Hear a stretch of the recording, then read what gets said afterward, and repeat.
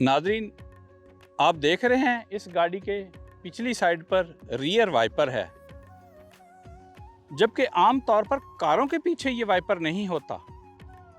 क्या आपको मालूम है कि कार के पीछे वाइपर क्यों नहीं होता, जबकि एमपीवी, एसयूवी और इस तरह की गाड़ियों के पीछे वाइपर होता है? आपने कभी सोचा कि आपकी कार की बैक साइड पर ये वाइपर क्यों नहीं है? जैसा कि आप देख रहे हैं, इसके पीछे रियर विंडो वाइपर है। आम जो सेडान कारें होती हैं उनके पीछे ये नहीं होता। उसकी वजह एरोडायनामिक इम्पैक्ट है। उन कारों का डिज़ाइन स्लोपिंग डिज़ाइन होता है, जबकि ये वर्टिकल शक्ल में है। ऐसे ये जो वर्टिकल शक्ल में डिज़ाइन होता है, ये लो प्रेशर एरिया पैदा करता है, और ये जो लो प्रेशर एरिया है ये फिर अट्रैक्ट करता है डस्ट, डर्ट और मॉइस्चर को, गर्दो गुबार और नमी को ये अपनी तरफ खींचता है। लो प्रेशर एरिया, भले ये कितनी ही तेज़ चल रही हो, यहाँ पर लो प्रेशर एरिया होगा, जिसकी वजह से गर्दो गुबार और नमी यहाँ पर आएगी।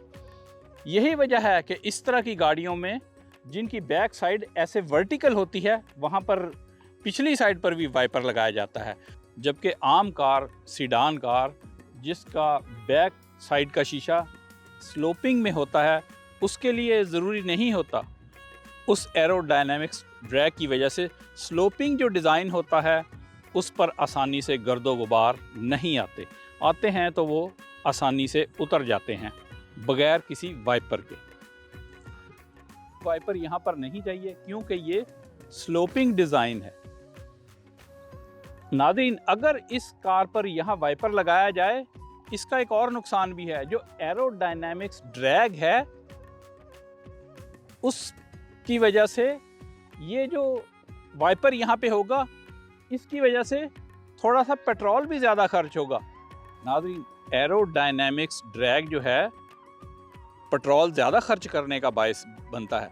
The vertical design creates a low pressure area which attracts dust, dirt and moisture to the rear windows. मैं हूं अमेरिका से अहमद फराज राव।